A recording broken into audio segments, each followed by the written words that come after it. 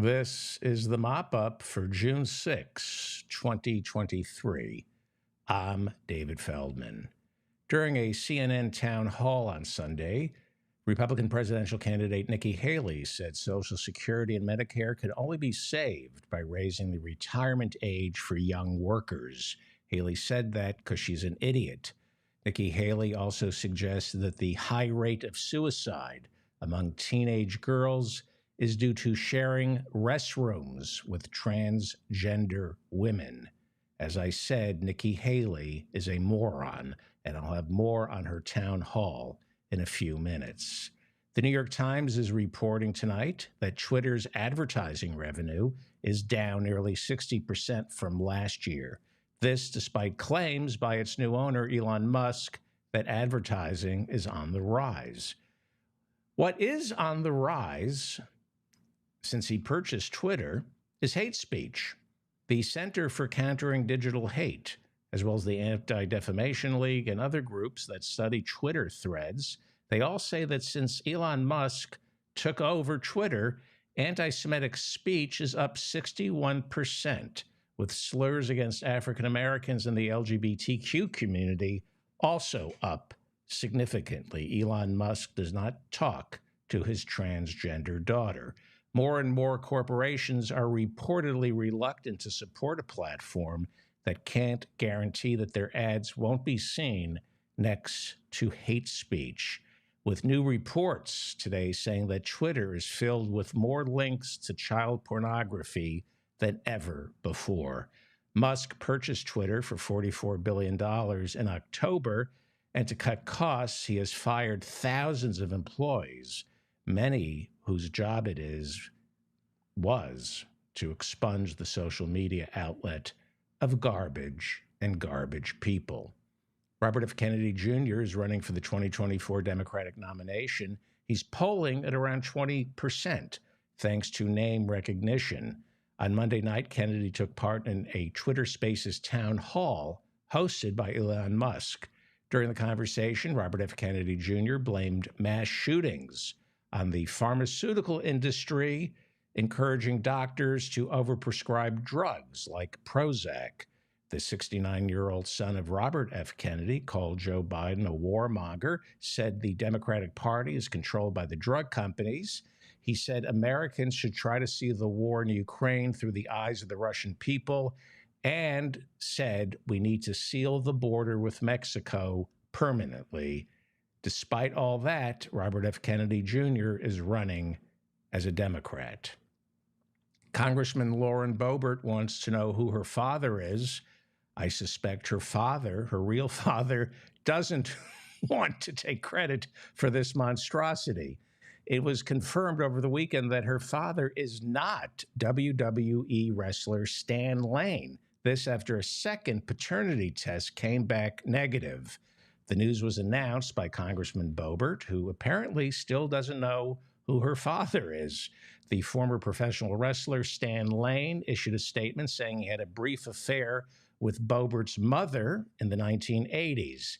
When Boebert's mother became pregnant with Lauren Boebert, the mom took Stan Lane to court, but a paternity test came back and it proved that he was not the father. But over the years, allegations surfaced that the paternity tests might have been tampered with. So professional wrestler Stan Lane agreed to take another paternity test this year, where once again he was informed he's not responsible for Lauren Boebert. Lauren Boebert still doesn't know who her father is. Donald Trump's Vice President Mike Pence on Monday filed papers with the Federal Election Commission to run for president in 2024. Pence will make it official on Wednesday during a speech in Des Moines, Iowa, followed by a town hall that night on CNN. I'll have more on Mike Pence later on in this episode. Former New Jersey Governor Chris Christie will officially declare he, too, is running for president on Tuesday. During a town hall with Sean Hannity last week, Donald Trump said Chris Christie left the governor's office with a 6% approval rating and currently is polling nationwide at 0.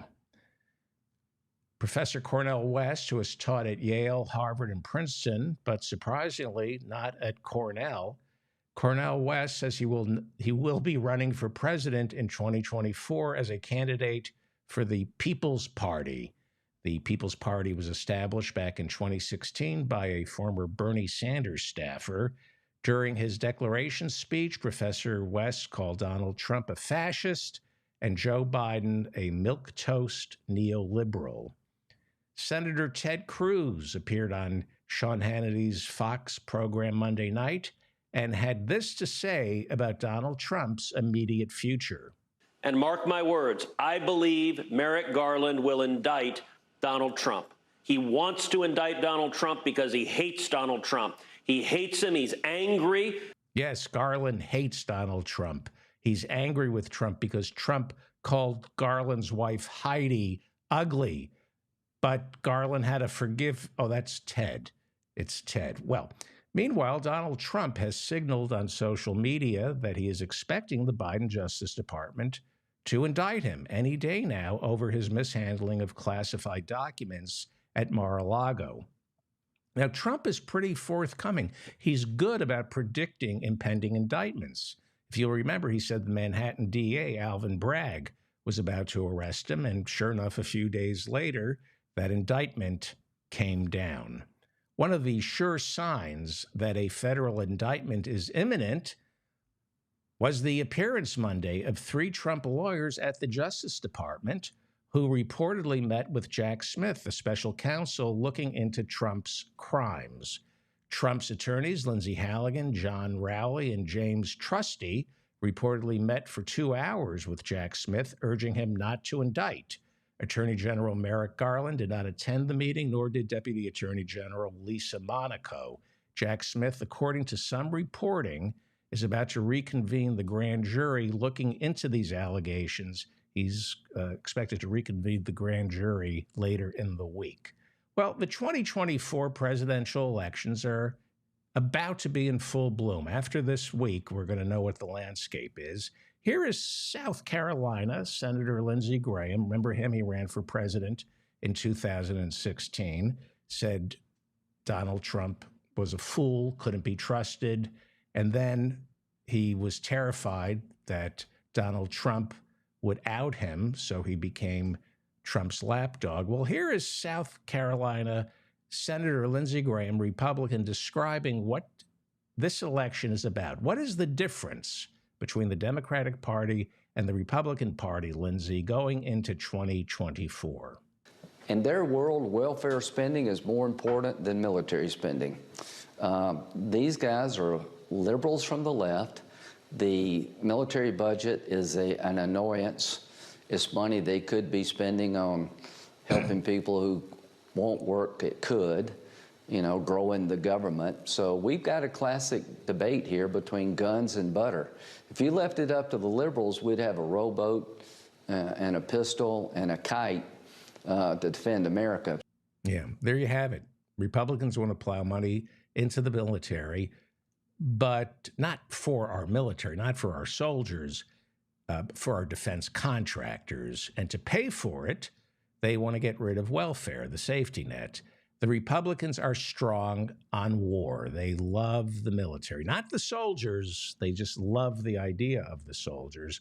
But when they need to be helped because of the tar pits or the burn pits, or because, veterans, the Department of Veterans Affairs, they want to privatize that so their buddies could get rich off the vets. But they love the idea of war, bombing people of color, and making the defense contractors rich. They love war. Here is Florida Governor Ron DeSantis in Iowa over the weekend telling voters about the war he plans on waging when he becomes president. As president, I recognize that the woke mind virus represents a war on the truth, so we will wage a war on the woke. He's going to wage a war on the woke virus. That's what he calls it, the woke virus. Hopefully, Ron DeSantis will do a better job with the woke virus than he did with the COVID virus. A lot of dead grandparents in Florida because Ron DeSantis fought the vaccine and mask mandates. He's running despite his failure on COVID, he's running on his COVID record. It's amazing what you can accomplish when you lie. He lost the war against COVID. Even when he fudged the numbers, he still lost it. This year, per capita, Florida comes in number 8 for most COVID deaths. Congratulations. He's a failure on COVID. Last year, Florida came in 9th per capita in COVID deaths, and he was fudging the number.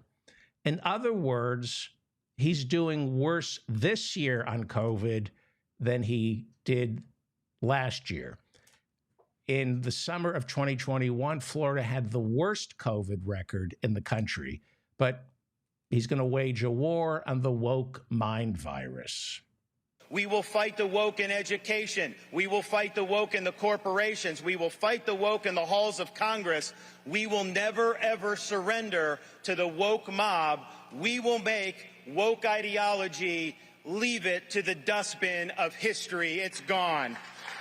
Let me hear that again, please. That speech, it just sounds familiar. We will fight the woke in education. We will fight the woke in the corporations. We will fight the woke in the halls of Congress. We will never, ever surrender. Oh, he's plagiarizing Winston Churchill. That's what Winston Churchill said during World War II. So basically, Ron DeSantis is summoning the spirit of Churchill if Churchill fought on the side of Hitler. Former South Carolina Governor Nikki Haley appeared on a CNN town hall Sunday night where Jake Tapper asked her what she had against the woke mob. I mean, all of these things that are pushing what a small minority want on the majority of Americans. That's what she's got against the woke mob. A small minority of people pushing their agenda on a majority of Americans. Kind of like the billionaires, but she works for the billionaires. So instead, like Ron DeSantis, she targets a small minority of defenseless people who want to love the way they want to love and live the way they want to live. But somehow in this twisted game they play, it is the LGBTQ community, the most defenseless people in America. They're the bullies. They're the transgender kids are the bullies because they want to love and live. They're the bullies. That's what the GOP is offering, right? War. No welfare. Lindsay spelled it out. They're not offering butter. They're offering war. No butter, no food stamps, nothing. The Republicans offer scapegoating, a war against the weak. They train low information voters to blame everyone else for their unhappiness, blame everybody other than the people who are causing their unhappiness, the billionaires. I mean, the idea that we have biological boys playing in girls' sports, it is the women's issue of our time. Biological boys playing in women's sport is the women's issue of our time. Biological boys playing in women's sports is the women's issue of our time because you're a Republican. So the women's issue of our time can't be equal pay or not the Me Too movement because the people running your party have all been Me Too'd. You can't talk about rape or contraception. So it's biological boys playing in women's sports. Of all the problems facing women in America, let me hear this again. I just want to make sure I heard this properly. What is it? How are we supposed to get our girls? No, hang on, that's not it. Hang on, is it? I mean, the idea that we have biological boys playing in girls' sports, it is the women's issue of our time. That is the women's issue of our time. And who would know what the women's issue of our time, who would know that better than a traitor to her gender, Nikki Haley, moron? Yes, continue, moron. How are we supposed to get our girls used to the fact that biological boys are in their locker rooms? And then we wonder why a third of our teenage girls seriously contemplated suicide last year? Okay, you're going to burn in hell. You really are for saying that, Nikki Haley. you're going to burn in hell, and you deserve to burn in hell for that. Let's listen to that one more time, and then we'll peel it back. How are we supposed to get our girls used to the fact that biological boys are in their locker rooms?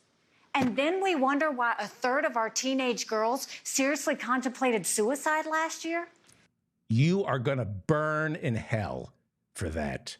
Take the fact that the LGBTQ community has some of the highest suicide rates in America. Why do they have the highest suicide rates in America? Because of the persecution coming from Republicans like Nikki Haley. And what Nikki Haley does is she throws this fact back at the LGBTQ community. And she claims that it is the transgender community that's causing teenage girls to contemplate suicide. She turns a genuine problem of suicide into an evil talking point, a talking point that makes transgender children the cause of girls contemplating suicide. Back it up. Why didn't Jake Tapper ask her to back that up? Where's the empirical evidence? There is none. She pulled it out of her ass. Republicans are causing suicides in the LGBTQ community. And because they love guns so much, they make it easier for members of the LGBTQ community to act on their suicidal impulses. So what do you do if you're a Republican and you're evil? If you're evil, you lie and you say, no, it's not our anti-LGBTQ persecute. It's not us persecuting transgender children. Transgender children are the ones causing girls to contemplate suicide. The reason a lot of these happen, and you mentioned shooting at the schools, you need to end gun-free zones. Gun-free zones. When you look at, killers always look for a place that's a gun-free zone because guess what? Nobody else is going to be able to protect themselves. You're a moron. There's no proof of that. As a matter of fact, when people go on shooting rampages, it's suicide by cop. They know they're going to die. That's why they write the note and record the video. So the fact that there are guns there, that encourages them to shoot the place up because they know they're going to die. It's suicide by cop. The problem is, what do I have to go over Uvalde again with you, you moron? There were like 5,000 cops fully armed, and they were terrified of one kid with an AR-15. But let's give everybody guns. This is beyond farce. This is, please continue, genius Nikki Haley, about gun violence. No, I don't trust government to deal with red flag laws. I don't trust that they won't take them away from people who rightfully deserve to have them because you've got someone else judging whether someone should have a gun or not. It is a constitutional right that people can protect and defend themselves. Yeah, so Nikki Haley is against red flag laws. But there's a problem with gun violence, especially when it comes to suicide. She just brought up the girls wanting to commit suicide. She doesn't support red flag laws to get guns out of the hands of people suffering from mental illness or men who have threatened their girlfriends, right? No, she doesn't trust the government to do it. What I want is the feds to do their job. What I want us is to take illegal guns off the street. Right. She doesn't trust the government. The number one killer of children is guns, right? She says it's biological boys using girls' restrooms. But according to Nikki Haley, teenage girls are committing suicide, not because of the guns, right? It's transgender boys. She doesn't trust the red flag laws, you know, the laws that allow girlfriends, lawyers, doctors, and the police to petition the courts to prevent someone from owning a gun. No, that's not what's killing teen girls. It's biological boys using the restroom. Unbelievable. Say this again. What I want is the feds to do their job. What I want us is to take illegal guns off the street. Take illegal guns off the street. Define your terms. That's a talking point that I keep hearing. Get illegal guns off the street. What does that mean? Define illegal guns. I keep hearing that from Second Amendment trolls like Nikki Haley. In their world, there is no such thing as an illegal gun. What is an illegal gun? All guns are legal in your world. And what I want is for us to have the backs of law enforcement so that they can do their jobs. The backs of law enforcement to do their jobs. I keep reading about cops getting shot. Every day I hear about a cop getting shot. Wouldn't cops be able to do their jobs if they could take the guns away from people? No, I don't trust government to deal with red flag laws. I don't trust that they won't take them away from people who rightfully deserve to have them, because you've got someone else judging whether someone should have a gun or not. Okay, so the police are the government. You do realize that, but you don't trust the police to take guns away from people. You don't trust the police judging whether or not someone should have a gun or not, but we should still have the back of the police. How about when they're shooting a cop? How about when somebody's shooting at a cop? Are you okay with a cop shooting someone, firing a gun at them, or do you not trust the government to make that decision too? We're dealing with liars, morons, and craven ambition, which brings me to Mike Pence, who will be doing his town hall on CNN Wednesday night, the day he makes his big announcement. Mike Pence loves guns. He loves the military because he's a devout Christian who believes government should see to it that we're killing everybody instead of feeding everybody, because that's what Jesus would want. He's a deeply religious man, Mike Pence, and he's not hateful. He's not a bigot. No. He is a bigot, a homophobe, a liar. Mike Pence is personally responsible for members of the LGBTQ community in Indiana and throughout America committing suicide or getting shot or beaten up. He is, when it comes to LGBTQ issues, the worst of the worst. As a candidate for Congress back in 2000, Mike Pence intimated that he supported gay conversion therapy for members of the LGBTQ community. It was his supporters in 2016 who got written into the Republican Party's platform the position that parents should have the right to subject their gay or transgender children to a type of therapy that purportedly changes their sexuality or gender identity. It's the same type of therapy for minors that has been banned in several states because it doesn't work. Unless you want them to commit suicide, then it works.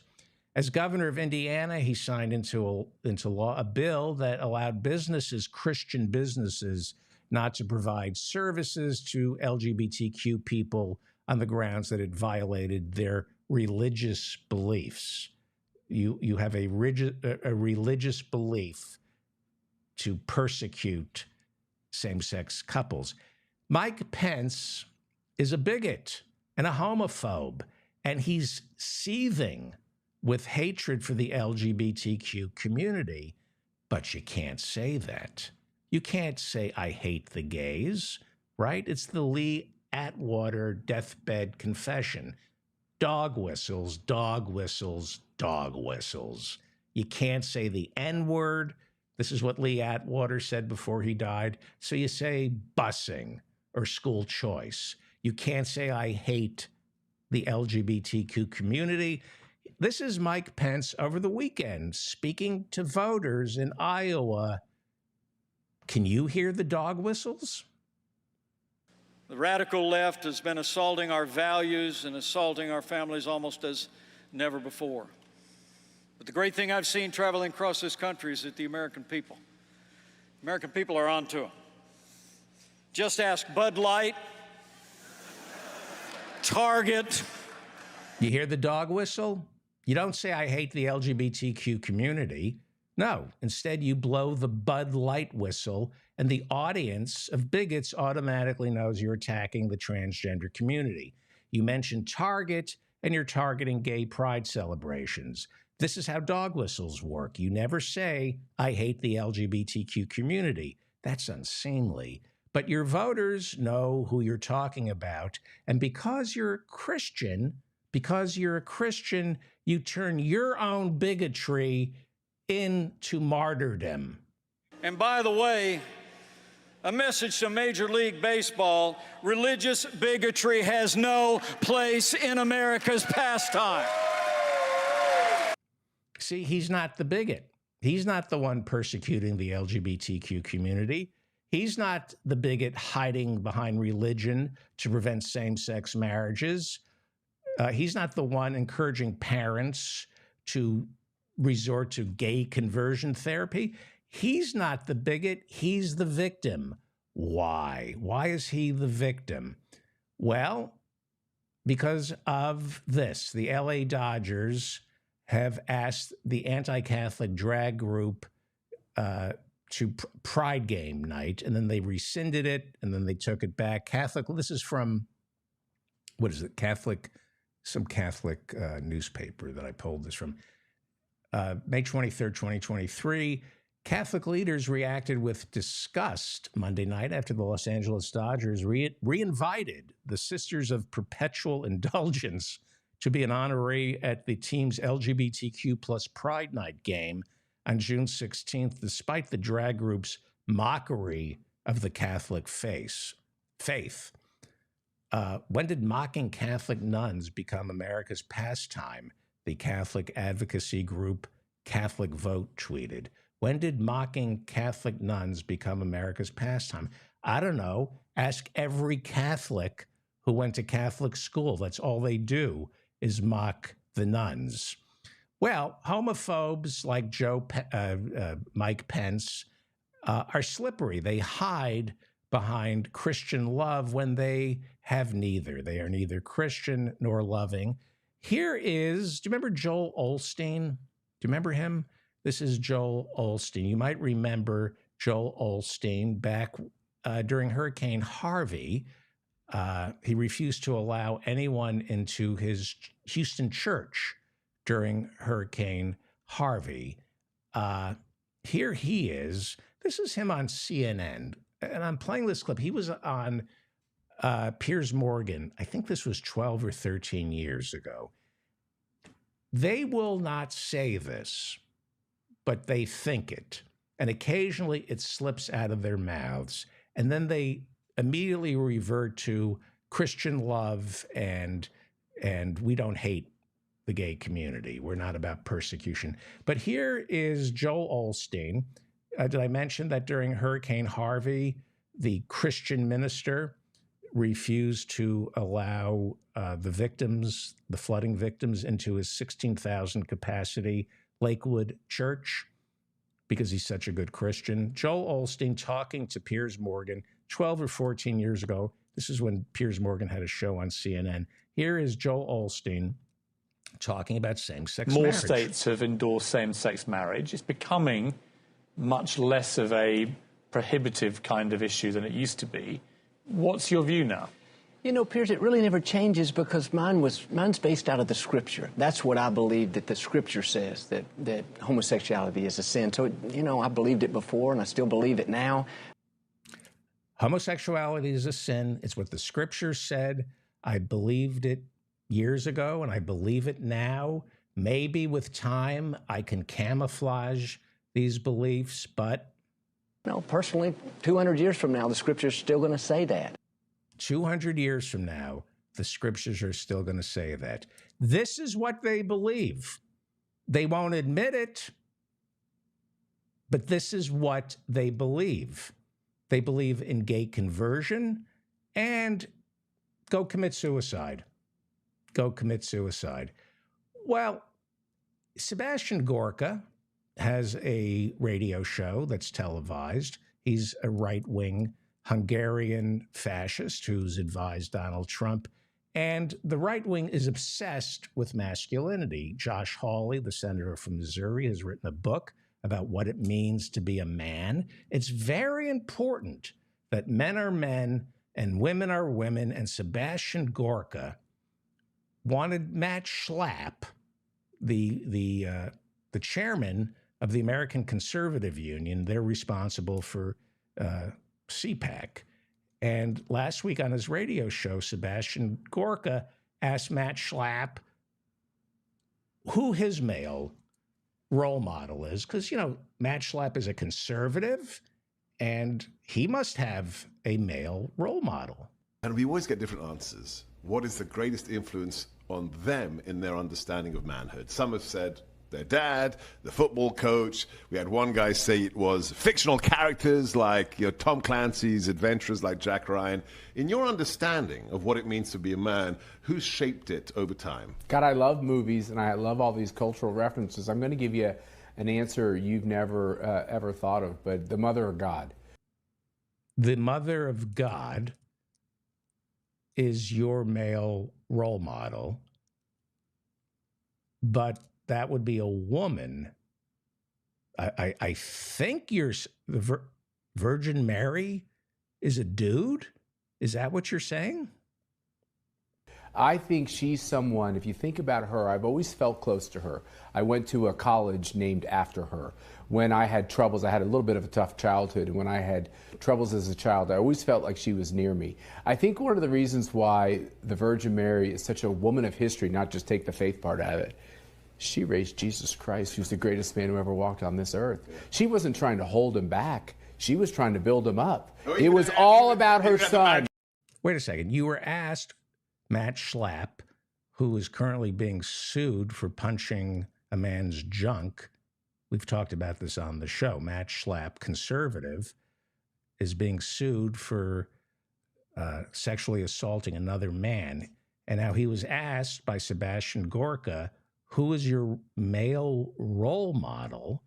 And you say the Virgin Mary, but conservatives are all about separating men from women, but you're saying you can learn to be a man through a woman, which might explain this story from last week in Utah. The Davis County School District is removing the King James Version of the Bible from elementary and junior high schools here. The school district says around 7 to 8 schools around the district had the Bible in their libraries. They are being removed following a Utah law that prohibits schools from having pornographic or indecent material. So I'm not the only one who jerks off to the Bible. All right, that makes sense to me. I'm David Feldman, reminding you to stay strong and protect the weak. Register to vote. Register your friends to vote. Please share this video. That's the best way to help this show. Please share this with people who may not agree with us. Please like this video. Please comment. You'll know if you're a regular listener to this program, you know that I read all your comments. Some of them are hysterical. And I want to thank the mods for keeping the chat room civil. We do office hours every Friday night, starting at 8 p.m. on Zoom. Please go to my website for the link. I have a newsletter. It comes out, it's coming out on Mondays now. So please go to my website to subscribe. I have to remind everybody, this is an audio podcast. We drop a new episode every day, and it's not just me talking. I have guests, really brilliant authors, writers, comedy writers, comedians, doctors, and professors, and we argue the world. Please listen to this podcast wherever you get your podcasts. And if you only watch or listen to me on YouTube, we drop a brand new podcast on YouTube every morning, 7 days a week at 9 a.m. Eastern. So subscribe to my channel. I'm David Feldman, once again, reminding you to stay strong and protect the weak.